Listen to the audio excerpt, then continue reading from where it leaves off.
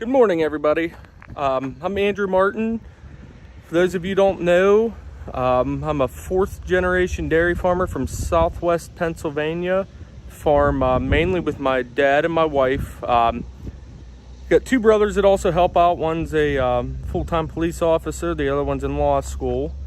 So they help when they can. You know, their schedules are pretty busy. My mom also works full-time off the farm and helps when she can too. For those of you that follow our Facebook page, you know, a couple years ago we put in 2 De Laval robotic milkers. So been getting a lot of requests for a tour of the facility, and we're gonna give you one today. So let's walk inside and, you know, we'll take a look here. The first room we're gonna come into here. This is actually going to be our milk processing room. So those of you, like I said, obviously who follow our Facebook page know that we're going to process milk here. We're about a month away from getting everything up and running. So hopefully, you know, in the next month or so, we'll be giving you guys some milk right off the farm and for delivery. Next room we're gonna come to, like here, this is our milk house. So our robots pump milk after every milking directly into our bulk tank here through this filter housing. So that filters out any of dirt, sand, you know, anything that can be brought in, you know, on the cows during the milking process. We have to change that filter 3 times a day, according to FDA regulations, so that's what we do. Other than that, we got some lines. Those are gonna be used to cool the milk. So we'll head on over, head into the utility room here, and not much going on in here. It's really interesting, but yeah, we'll take a look at it. So in here we have, 2 vacuum pumps. You know, right there, we have 1 for each robot. Underneath of this one, these are all of our battery backups. So in case we lose power, backups kick on to save all of our information in the computers. Under this one, we have phase converters. We convert vacuum pumps and air compressors to 3-phase. They just tend to work better. So that's what we do. Here we have our filter dryer. That's a desiccant dryer, and then a couple other filters that dry all of their air. Since the robots require very dry air, they pump air into all the circuit boards, you know, to keep moisture out. So that's set up. Next is another phase converter. This one is for our air compressor setup. You know, to pump air, we go through a lot of air. We have 2 heads on the tank, and they alternate every other time they need to kick on. Works pretty well. And then lastly in here, we have our condensing units for the milk cooler itself.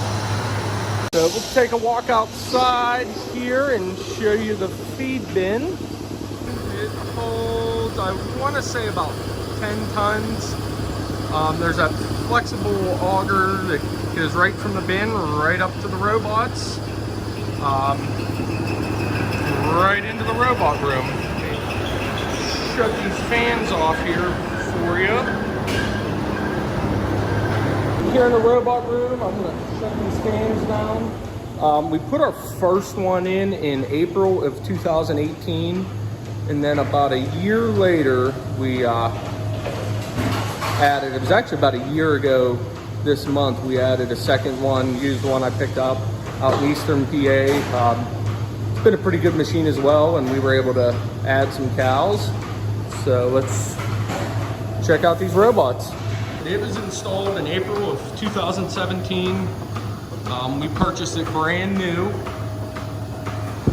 It's been great. It's definitely been a time saver for us.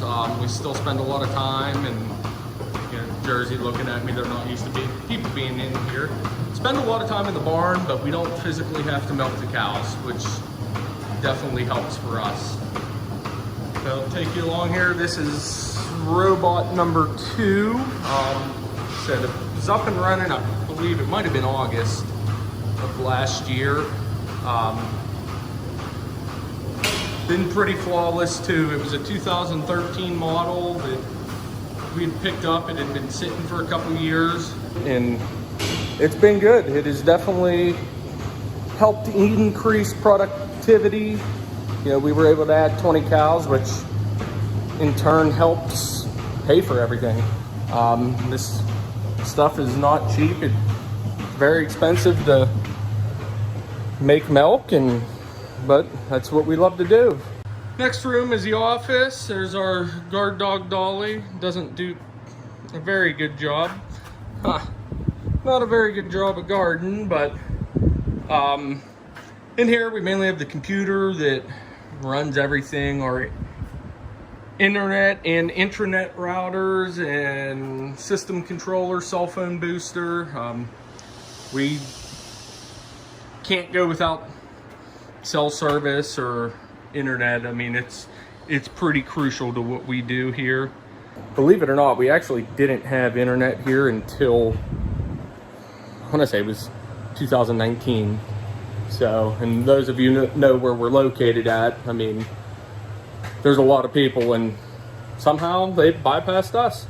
So I'll take you out into the free stall here. This first area out here, this is the robot commitment pen. So only cows that need milked or have just been milked are allowed in this area. You can see our alley scrapers are coming up right now. So we bed with sand.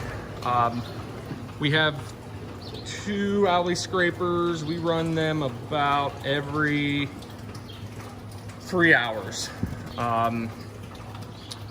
Into this McClanahan manure auger that augers it right directly into our manure spreader. We still spread every day. Starting to have some trouble with these alley scrapers. The sand's wearing on them pretty good, but I gotta take them out here and rebuild them. So we'll try to get a video of that for you here in the future.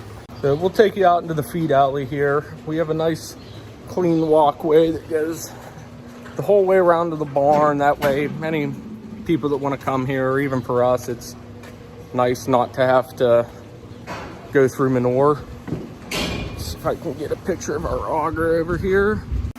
So that's a manure auger. Like I said, it augers directly into our spreader. We still spread every day. You know, we've been looking into manure pits and stuff, but yeah, it's just not quite in the budget right now. Right now, I am in the feed alley. And basically, it's what it is. It's where we feed the cows. We feed once a day right now. We haven't really gained anything feeding twice a day. We'll push feed up, I don't know, 4 or 5 times a day, so the cows are never out of feed. As you can see, we milk a mixed breed. You know, we have about half Holsteins, and then I'll say half Jerseys, Swiss, and we have some crossbreeds too. But we'll sneak through here. It's the other scraper here. This is a one-way gate, so we have a controlled flow barn, they call it. So once our cows eat and come through this gate, if they want to get a drink, they come through a one-way gate. So they have to, they get a drink. They're done drinking, they can either come over to the stalls and lay down, use our nice cow brush here, which is awesome. They love it, and it helps keep the cows clean. So if they want to lay down, they can. If they don't, and they want to go back to eat, they have to walk down this alley, and they go through a smart gate. So what the smart gate does is read their RFID tag, If they have permission to milk, it opens up, lets them in the commitment pen, and they go to either robot.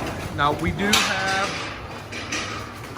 a water trough in there as well, so they can get a drink while they're in the robot, so they never go without water. One of the things with guided flow versus free flow is, well, your cows can go without water. They can't. If they want a drink, they can get a drink. So we feel that guided flow is better for us, better for the cows. We can run a lot less pellet feed through the robot, which saves us money, and we've done some trials ourselves and found the less pellet we give, actually the more milk we make.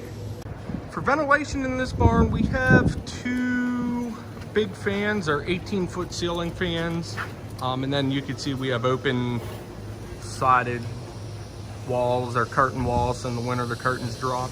The big fans don't really work that well. We're actually going to be taking them out and going to regular fans. We have a little bit of trouble with cows bunching in certain spots of the barn to try to catch a natural wind, and then, you know, they bunch naturally for flies. So we're gonna hope to do that. We were hoping to do it this summer, but with the price of milk, that just didn't happen. So hopefully by next summer we have that and some misters or a soaker system or something like that. But that's about all we got for today. So I hope you enjoyed the video. If you did, hit the like button, subscribe, leave us a comment, and I'll look back for some more future videos, and hope you enjoy your day.